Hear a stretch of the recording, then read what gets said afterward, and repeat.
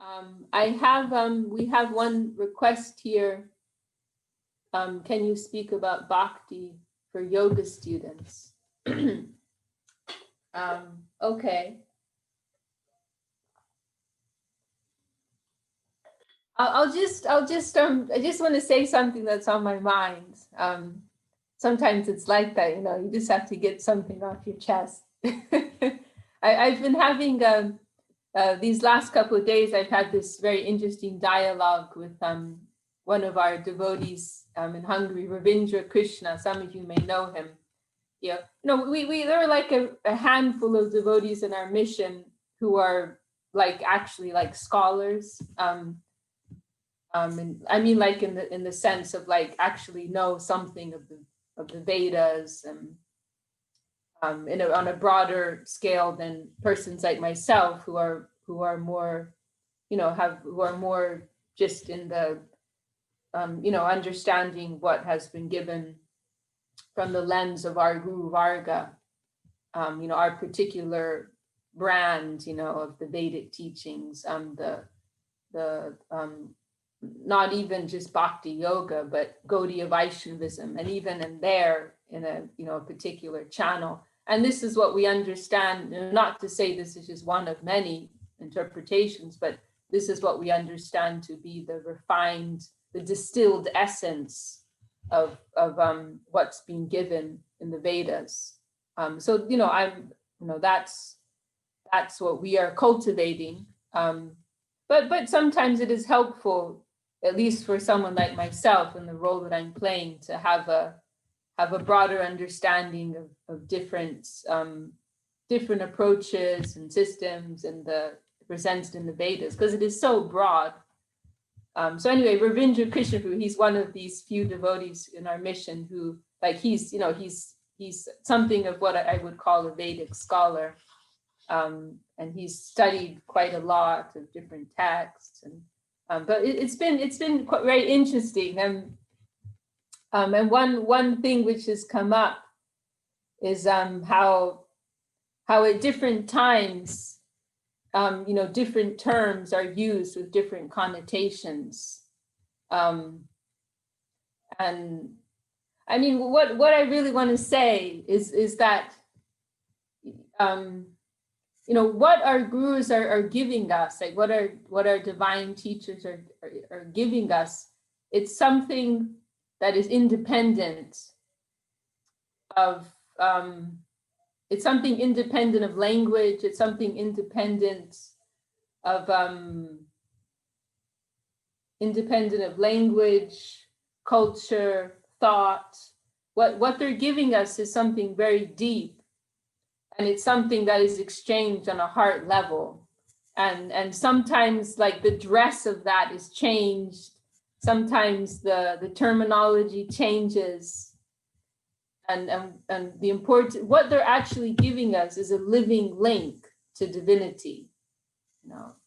That's because if you're being pedantic, then you can find many contradictions between different Vaishnavas. Even you can find many contradictions. So this Vaishnava is saying this Vaishnava is saying that, but it's harmonized by this, that our gurus are actually trying to give us a living link to divinity, and that is something that is achieved, something that is realized through the spirit of service and sacrifice and dedication, through the spirit of self-giving. So our gurus, our teachers, they're descending from a higher plane, and and in a sense, it doesn't actually matter what they tell us to do, but the fact that we're trying to do something to please them, that automatically gives us a connection to divinity.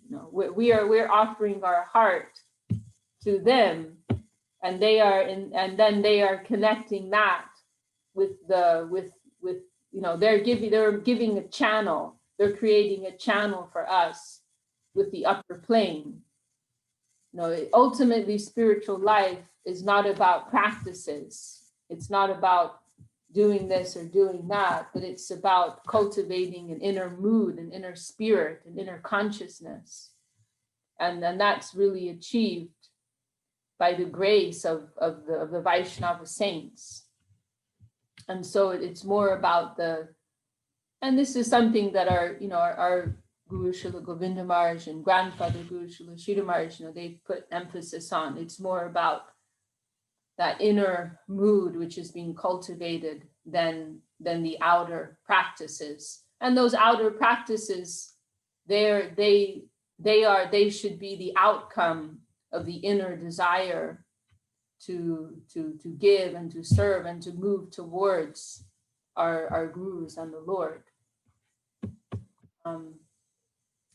So yeah, that's just what's been on my mind just now. Yeah. Okay, so something about bhakti for yoga students. Okay. Well, I mean, it's difficult. It's difficult because the word in one way it's difficult to talk about this because like what is known as yoga nowadays, generally speaking, has nothing to do with the original, meaning of yoga. We have Krishna Doyal Prabhu here with us, also joined us. Dandavats, also very exciting. Are you in SoCal, Prabhu, or whereabouts are you now? Dandavats. I'm in Santa Cruz, but I'm not in the temple in this moment. Okay. It's been like about a few months that I moved out. Okay. And I'm on the west side of the Santa Cruz. Was working at the garden project for a while. And then this COVID happened, stuff happened, and I moved out. And yeah, I'm around. Very, very happy to see you, Prabhu. Very happy to see you, Vishakha Devi. And also Nanga Krishna Prabhu, our dear brother in Tijuana, Mexico, is here with us. Dandavat Pranams. And Pranay Sharma, I think joining us for the first time. Welcome. So, okay. So we do have a specific question. I think I prefer that right now than the. Okay, Parvati Devi here from Canada will ask her question. Okay. I'm really inspired to hear you talk about how to cultivate like a deeper relationship with mantras. So I would love to a deeper relationship with what? Sorry. Mantras. With mantras. Okay. I would love to hear you talk about that subject, if possible. Yeah, that's a very nice question. How to cultivate a deeper connection? Was that the word you used? Relationship or connection. Relationship with mantras. Okay. That's a beautiful question. Well, we try to think of the mantras as something super subjective to ourselves. Ideally, we want mantras. We will think of mantras as having a subjective existence that is superior to ourselves, something that we are not actually able to conceive of with our own faculties, but rather mantras are something that can descend and reveal themselves to us if they wish.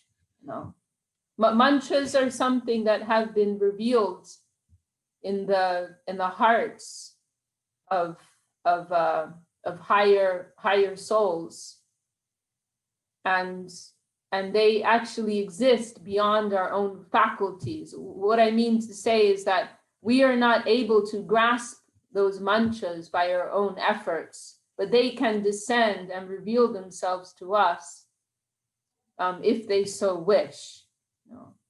So in that sense, they are, our problem is that we are very fixed on seeing things in an empiric way. So we conceive of ourselves as the center, we conceive of ourselves as the we conceive of ourselves as the subjects, and everything around us are objects to us. We are the center, we are the masters of all that we survey, and everything is an object to our central existence. This is how we tend to see things. This is the materialistic mentality. But when we're approaching divinity, when we're approaching spiritual culture, we have to turn that thinking upside down. We have to think, just as I am a conscious subject in a world of objects, so there is a super subject, there is a superior subject to my superior conscious subject to myself, and I am actually an object to that superior subjective existence. So it's like we're decentralizing ourselves, and we ourselves are becoming objects to be handled by that higher subjective existence. Normally we want to handle everything. Everything is something to be manipulated and controlled and consumed by us. But in genuine spiritual culture, we want to be moved and manipulated and handled by that higher subjective plane. So everything pertaining to spiritual culture, we want to approach and think of in that way, whether it is the deity, whether it is prasad, food that has been offered to the Lord, to the deity, or whether it is mantras, or prayers. We want to think of these things as being superior to us, and rather than us handling them, we want them to handle us. And we have to remember too that whether or not we will feel that touch will be up to them. It's not under our control. So whether or not we will feel the real touch of that mantra is up to the mantra.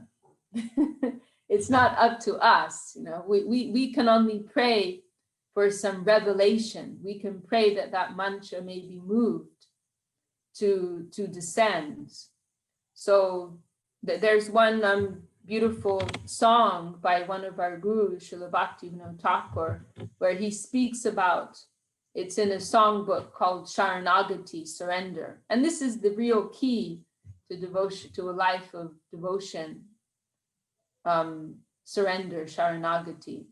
So Srila Bhakti Thakur, he's composed this songbook.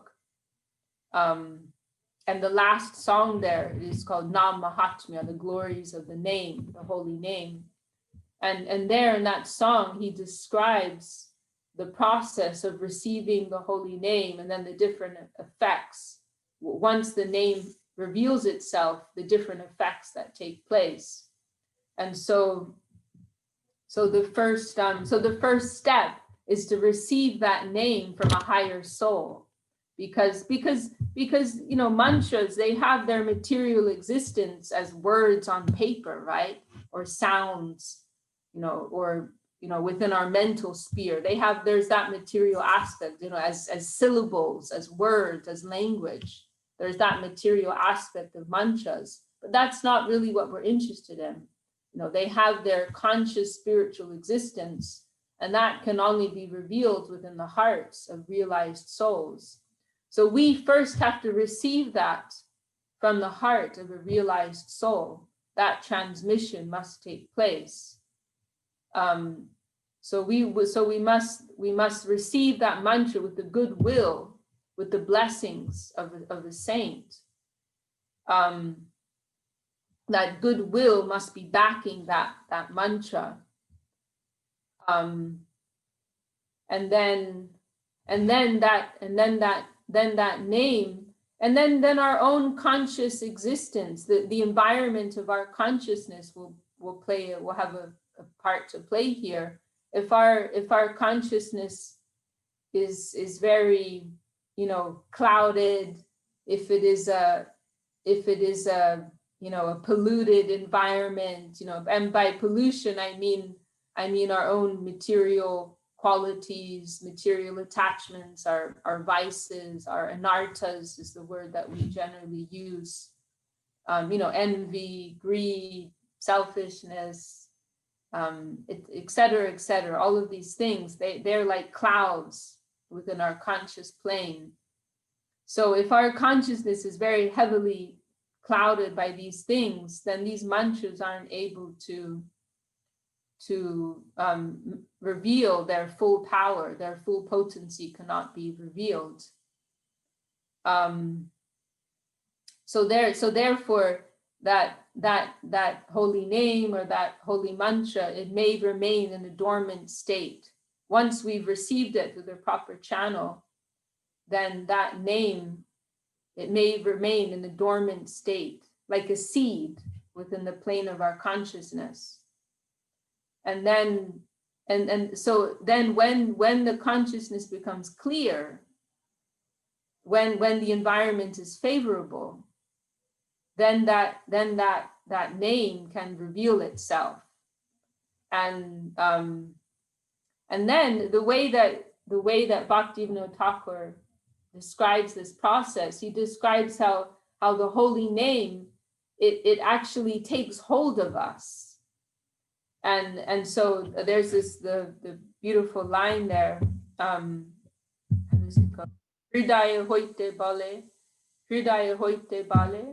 shabda rupe nacha anuka. But he describes how forcefully the holy name will come from the heart to the tongue. So forcefully it will reveal itself from the plane of consciousness. It will reveal itself within the world of sound, but in this forceful way, like beyond our own control. And then shabda rupe nacha anuka, and then that name will dance upon our tongue. So in the real revelation of the holy name, then that name we can say is chanting us, not that we are chanting that name or we are chanting that mantra, but that name is chanting us. We are so deeply moved by that divine vibration. It's actually something beyond our control. There's one very beautiful verse by one of our gurus, Srila Rupa Goswami. He's like, he was writing around 500 years ago, something like that. He was a very beautiful Vaishnava poet, and one of his there's one beautiful glorification of the holy name of Krishna. Tonde tanda vinida timbita nute, tonde tanda vinida timbita nute. Oh man, I've forgotten it. Tonde tanda vinida timbita nute. Oh my goodness, it's terrible. I can't remember right now. Tonde tanda vinida timbita nute. Wow, this is terrible. I can't. Okay, thank you. Thank you, Chinmoy Prabhu. Thank you.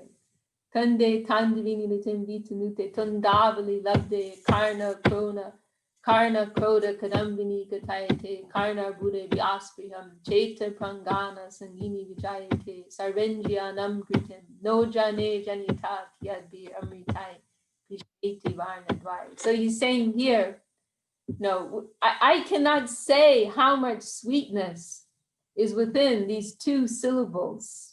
Krishna, only two syllables. Very simple, apparently. But I cannot say how much sweetness, how much nectar is within just these two syllables. And then he's describing the experience of actually contacting that original, vibration, that original divine vibration. That he's saying, when I hear that name through my ears, I feel 2 ears are not enough, but I need millions of ears to be able to hear this beautiful, sweet, holy name. And when that name is dancing on my tongue, I feel like one tongue is not enough, but I need millions of tongues to be able to taste the sweetness of that name. And from the plane of my heart, I feel that this name, it has paralyzed all of my senses. I've come completely under the control of this holy name. So we're not really in our current stage. We're not able to contact that original spiritual vibration of the holy name, these divine mantras. But we get some hint, like persons who are, and this is something humbling, to remind ourselves of where we are.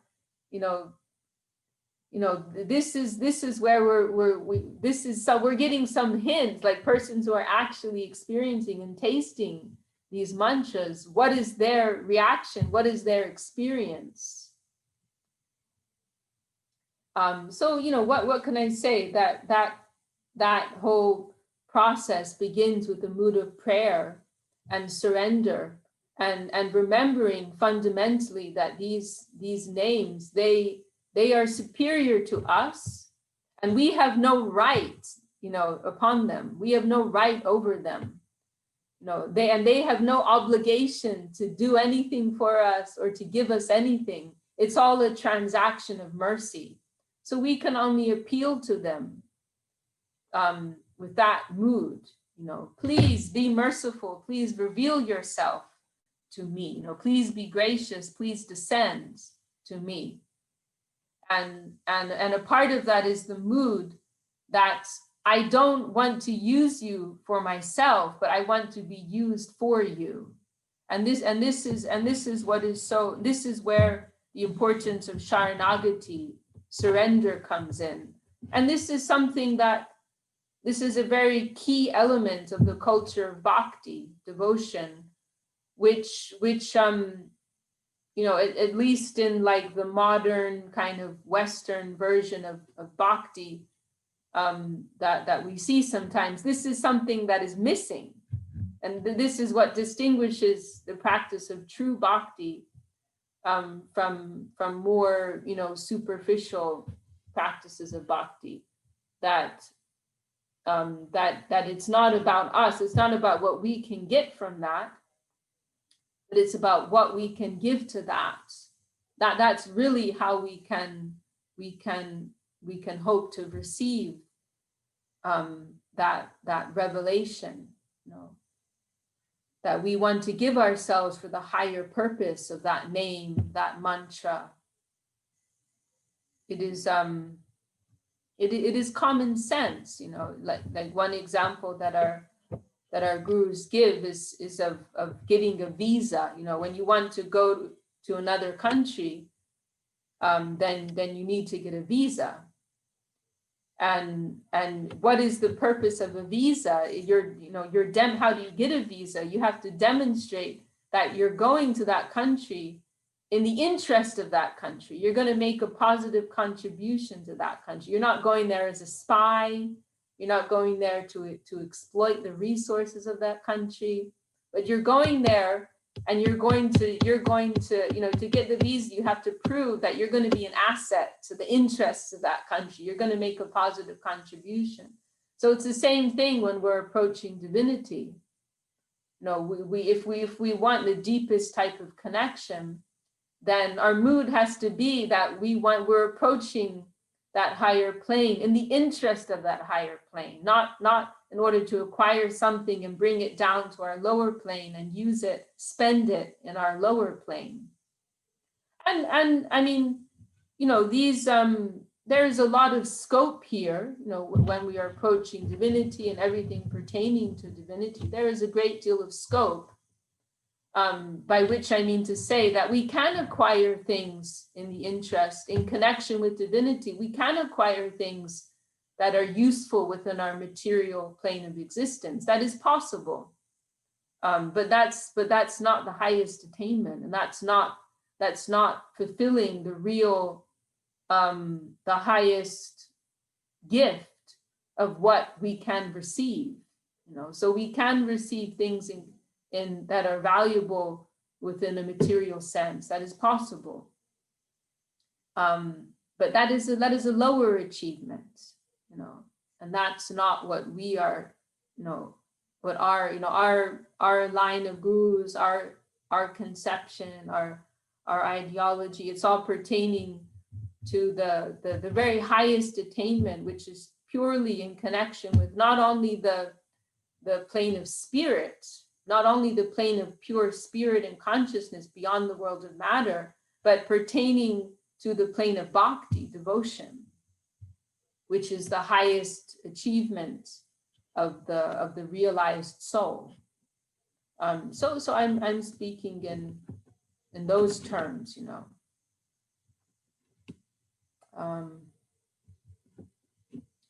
So yeah, some thoughts on that topic, right? A nice topic. Thank you very much, Vishakha Didi. That's very wonderful, magnificent. Didi, there was also another person with Chintami that wanted to ask a question. Okay, please. It's Divya Shakti. Okay. I'm from Japan. I connect to the source through the name of Jesus. But when I entered the Shivananda Yoga Ashram, I was given a Durga mantra. So when I practice meditation, I have Om Jesus and Om Shri Durgaye Namaha. So every time I sit, I contemplate or see which one my heart seeks. But sometimes I feel that maybe it's easier to focus on one and give all my attention to one mantra and one name. So I wanted your thoughts on that, if that makes sense. Yeah. Our perspective is that, you know, there are many, how can I say, there are many schools of divinity, you know. You know, there's Jesus, there's Muhammad, you know, there's Durga, there's Krishna, there's Ram, you know, there are many schools of divinity. And one perspective on that is that they are all representing ultimately the same thing. But our perspective is that they all have value, but there is a gradation there. And each of these schools of thought, they represent a particular level of understanding. They represent, you know, like we can think of a school. You know, there's kindergarten, there's class 1, there's class 2, there's class 3, class 4, there's there's a degree, there's PhD, et cetera, right? So every class has its validity, has its place, has its importance and contribution, but there is also a gradation to be appreciated there. So I would say in the teachings, so there's a particular level of understanding in the teachings of Jesus, of Christianity. There's a particular level of understanding in the worshippers of Durga or Kali Devi. There's a particular level of understanding in the teachings of Krishna consciousness and the worshippers of Krishna, Sri Chaitanya Mahaprabhu.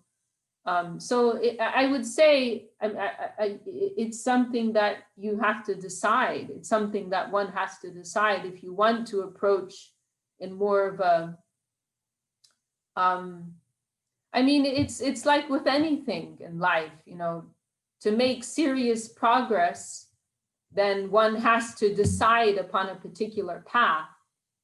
But if you're taking, and I mean, I don't want to be offensive, I'm just speaking straightforwardly, according to my understanding. You know, if someone is taking a little from here and a little from there, you know, they're only going to get so far. You know, I mean, what I would recommend more would be to choose one deity and to give your full effort, you know, whether it's Jesus or whether it's Kali or whether it's Krishna. My recommendation would be to try to make some comparison, try to understand which is offering a more developed understanding more developed conception, and then devote your full energy there. And then after you've given your full energy, see where has it taken you? How do you feel? Do you feel this is now a path to take you to another conception? Or do you feel the inspiration and necessity to give yourself more and more to that particular path? I feel that that would be the most progressive way to proceed. It's like it's like when you're going to school. In the beginning, you're receiving a general education. You're learning mathematics and science and English, etc., etc. And then for a person to continue with an education, it becomes more and more refined. So like you have the general, like I was mostly educated in England, and I did secondary school, high school in America. In the beginning years, you have a broader range of subjects, and then you do A levels.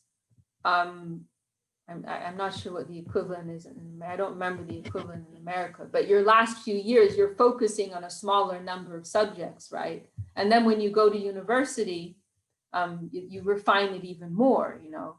I chose to study English literature and language at university. So it was like excluding many other subjects in order to go deeper into the understanding of this particular subject. So to have a deep understanding of anything, you necessarily have to eliminate too much focus on other things. You're zooming in on something. That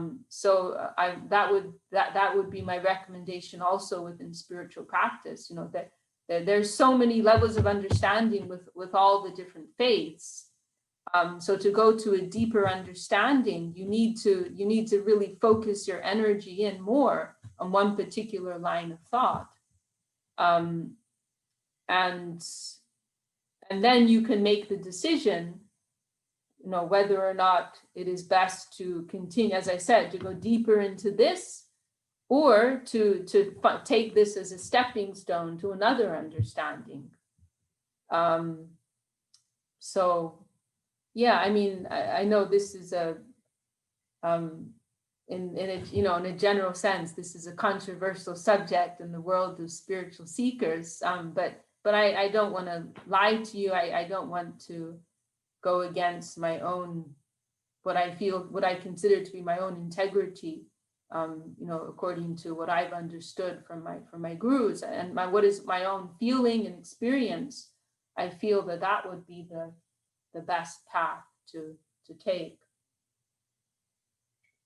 I'm not going to tell you only worship Krishna. That's something that has to take meaning. That's what I have felt and within the plane of my thought, and more importantly, the plane of my heart. I feel that the teachings of Krishna consciousness, they are not only the perfection of all spiritual truth, but actually everything is within that. And the perfection of all spiritual truths found in other paths, is found within the teachings of Krishna consciousness or Gaudiya Vaishnavism. That is my own understanding and my feeling and experience. But I'm not here to impose that on anyone else.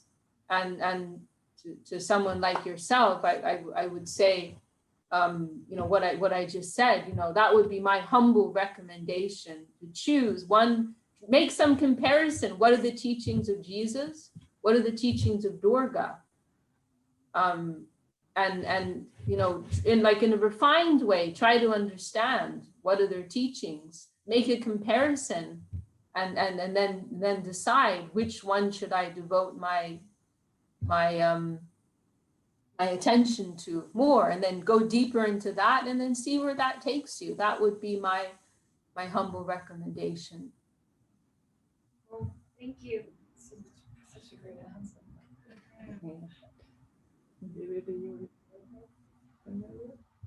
Does anyone else have any comments or Comment. topic? Sorry, Yeah, what? yeah.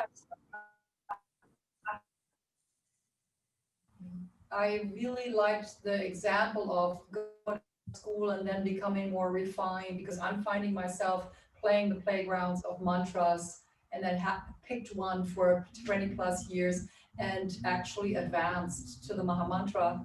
And it just really, I loved to hear you speaking, made my story more clear to me over and over again, how it actually, I feel it really descended on me. Because I didn't go out there looking for something. I was good. And so thank you for that. That's very, very beautiful. So I'm embarking on I don't know, on my, I don't know, I'm past elementary school now, yay. Well, that's very inspiring to hear your story and your practical experience of all of these things. And yes, the Maha Mantra is very, very special. It is in on many points, the Maha Mantra is very special. In the sense that it is referring to, it is very complete in the sense that it's referring to both the masculine and feminine aspects of divinity, and in them both in their most, what we understand to be their most developed expression, Shri Radha Krishna. And the Maha Mantra, it is also couched. We don't have this at least in modern English. Other languages, there are some other languages at least that still have it, but it's a particular grammatical case called the vocative case, and it means like a way of referring to someone, like you're calling them, so like when you're not just saying someone's name, but you're actually calling them, then the ending may change, may or may not change. So the Maha Mantra, it's actually couched in this particular case called the vocative case. So it is like a direct call to them. It is a direct call of the soul, of the heart, to the highest expression of, most complete and highest expression of divinity. But on both sides, both the feminine and the masculine aspect. So it is a very, very special mantra. This is called the Maha Mantra, the supreme mantra. Actually, the scriptures describe a Maha Mantra for every particular age. There are different Maha Mantras for Kali Yuga, age of Kali, Satya Yuga, Treta Yuga, Dwapara Yuga, Kali Yuga. There are different Maha Mantras for each age. And so the Hare Krishna Maha Mantra is described as the Maha Mantra for this age. But in addition to that, it is described as the Maha Mantra of all Maha Mantras, for all ages. So very, very special for us. And actually, we hear descriptions of previous ages, and sometimes, persons feel some sadness because they see, this age of Kali, it is known as, Kali comes from the word Kalaha, which means quarrel. It is the most degraded within this cycle of 4 ages. It is the most degraded. And it is, in many ways, it is a very unfortunate time to be present. And then we hear descriptions of, Satya Yuga, the first of these ages, and,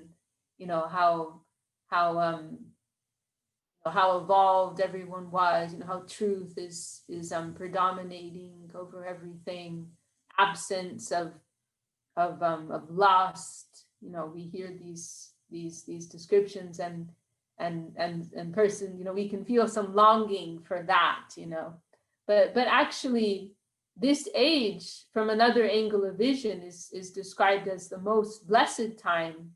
And why? Because the most developed theistic truth, the most developed spiritual truth has been so widely spread, and this great Maha Mantra has been distributed freely for the upliftment of all, and the highest attainment of the soul is connected with the chanting of that Maha Mantra.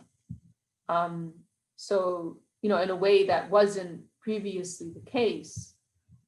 So in that sense, it is a very, very blessed time. You know, it is considered in one way to be the best of times and the worst of times, and also the best of times. You know?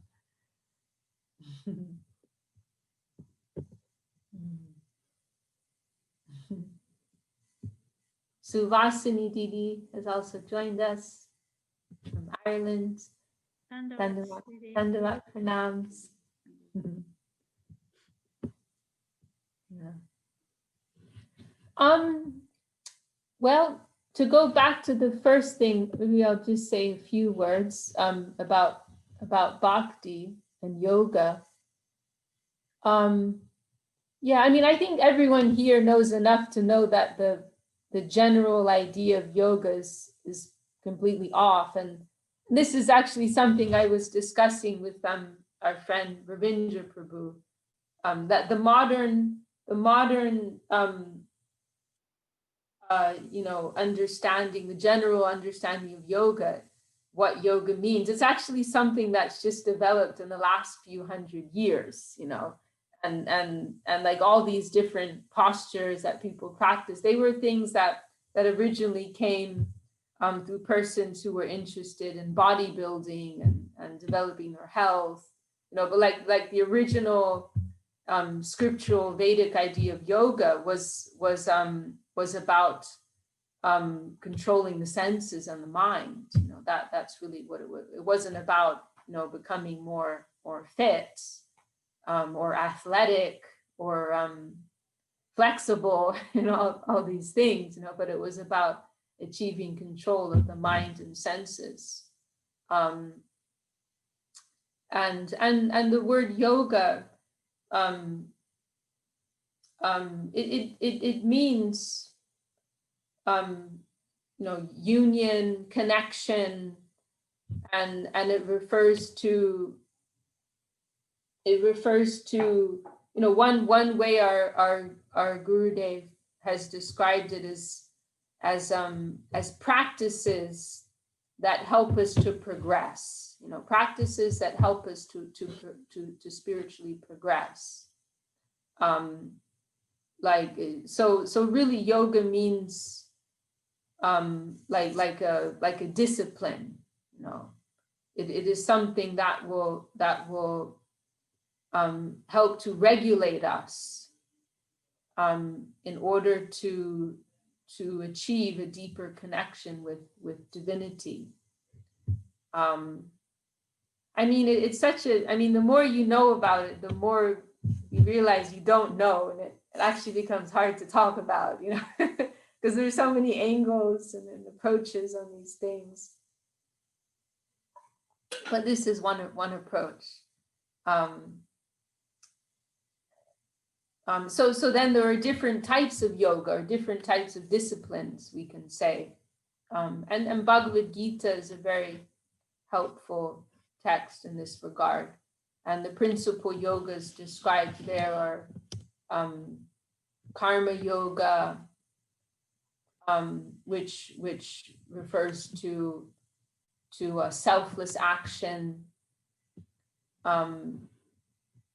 acting on the basis of duty rather than according to our base desires, our selfish desires, or the pull of our mind and senses in connection to the material plane, but to act according to simply to a sense of duty.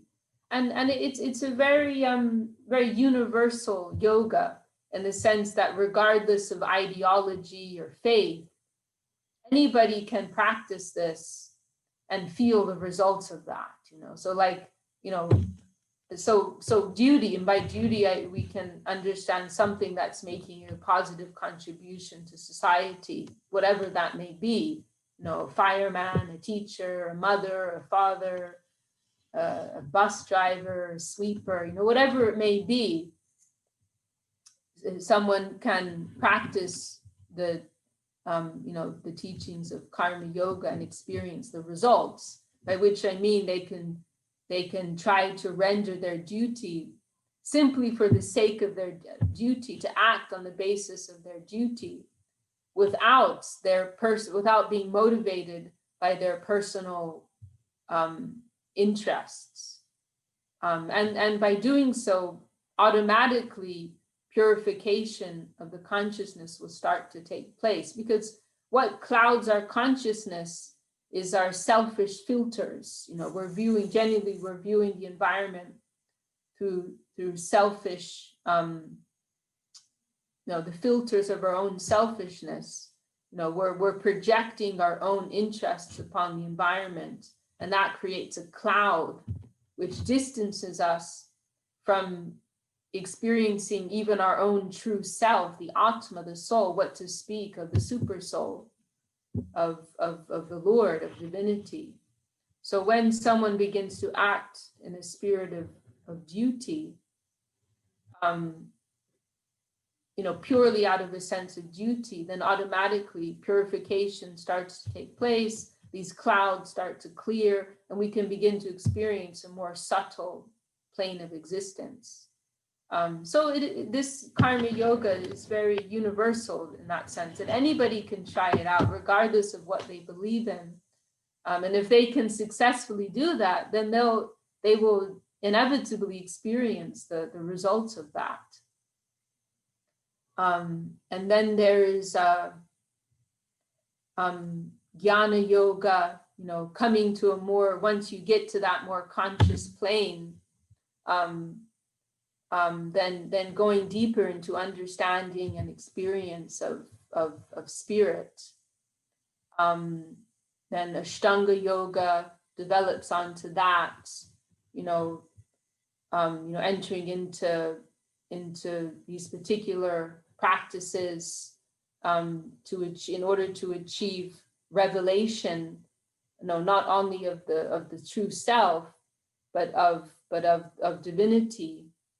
In particular, the Paramatma feature of divinity, and then finally, Bhakti, which we consider to be the true gift and wealth of Bhagavad Gita, the gift of Bhakti, and Bhakti is very, in a sense, the practice of Bhakti is a peculiar thing, because it is what we consider to be the highest thing, and very hidden. If we look at the Vedic teachings as a whole, and even in Bhagavad Gita, it is a hidden thing. Bhakti is something, the culture of devotion is something hidden.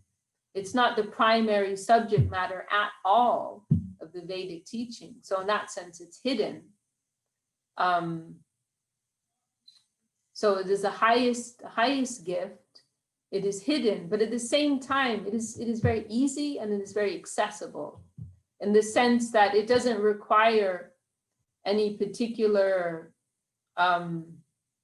like mental capacity, any particular intellectual capacity, doesn't require any particular physical capacity at all.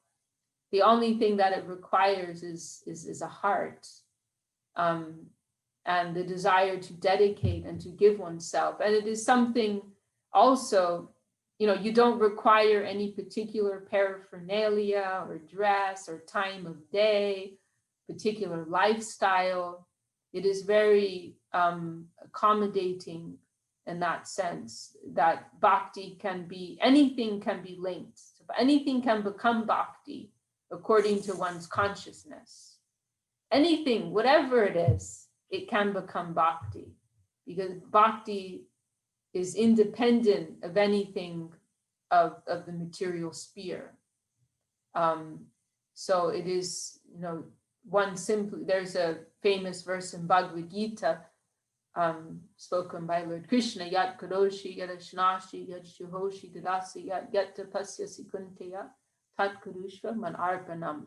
Krishna saying, whatever you do, whatever you eat, whatever type of offering or sacrifice or austerity that you carry out, offer it to me. Make it an offering. Dovetail it, connect it.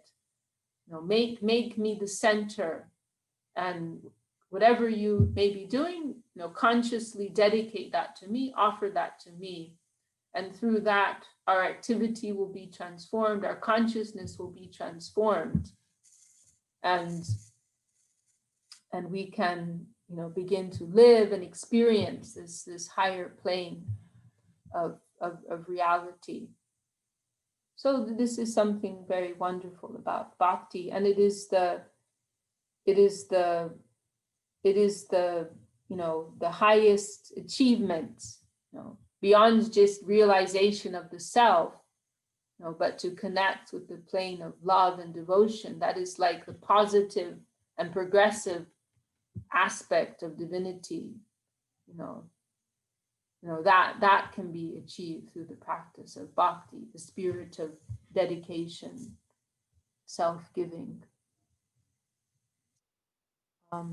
So those are just a few thoughts. I've probably been very abstract, but some thoughts on the subject matter.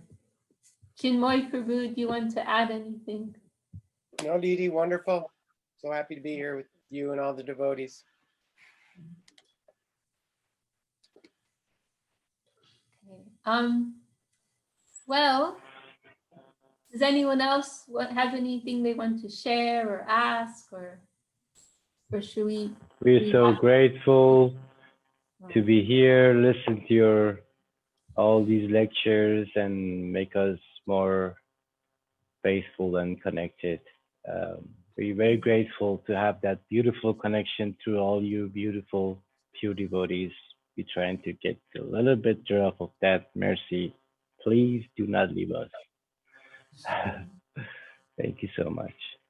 There's really so much power in, I actually don't like this word congregation. I hate that word congregation. I won't say why, because I'll sound offensive. But and then the collective, that also I don't like so much either. But coming together as a group, there's really power, there's really potency in that. This is, Sri Chaitanya Dev, Lord Chaitanya Mahaprabhu, he gave kirtan, but he emphasized Sankirtan. Why not congregation? Okay, I'll just say it. I guess it. Sadhu Sangha, I can say. Sadhu Sangha, yeah, we can say Sadhu Sangha.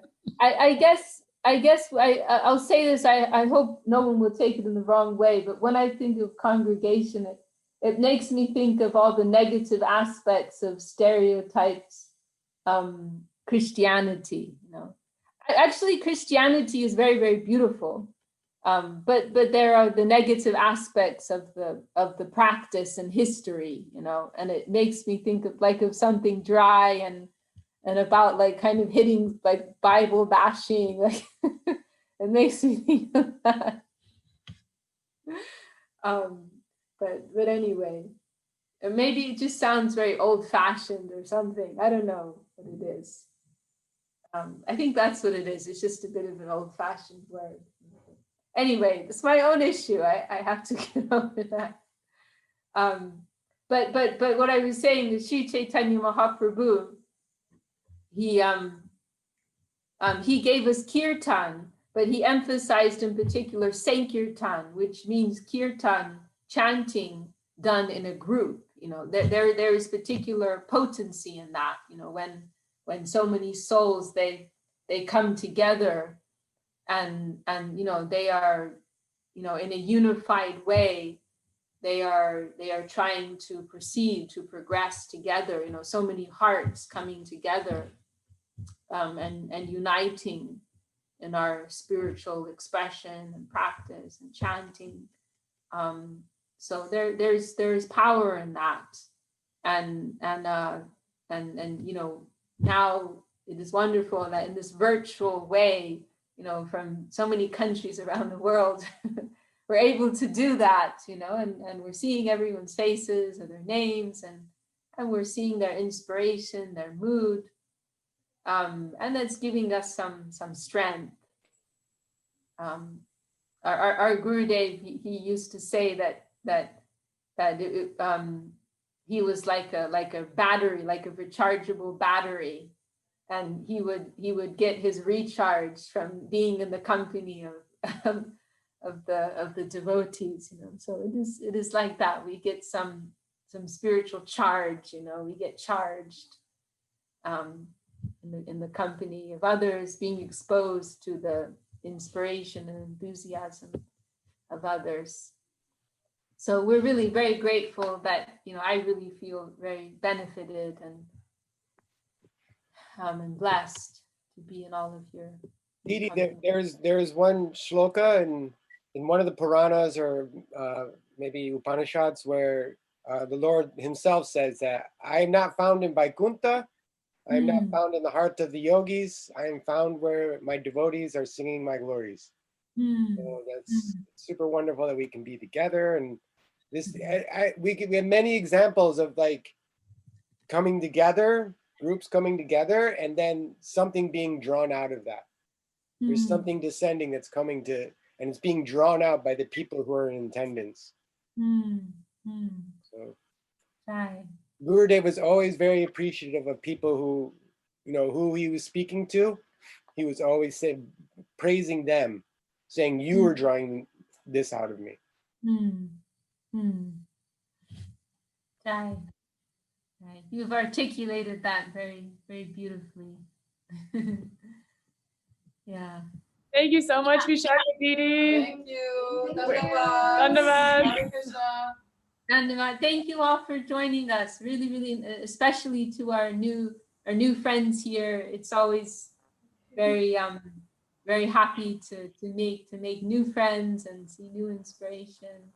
So we're especially happy you could join And us. if you ever have another time and day, I'd be super interested. I'll be joining you. Just Okay, wonderful. so I will learn. Okay.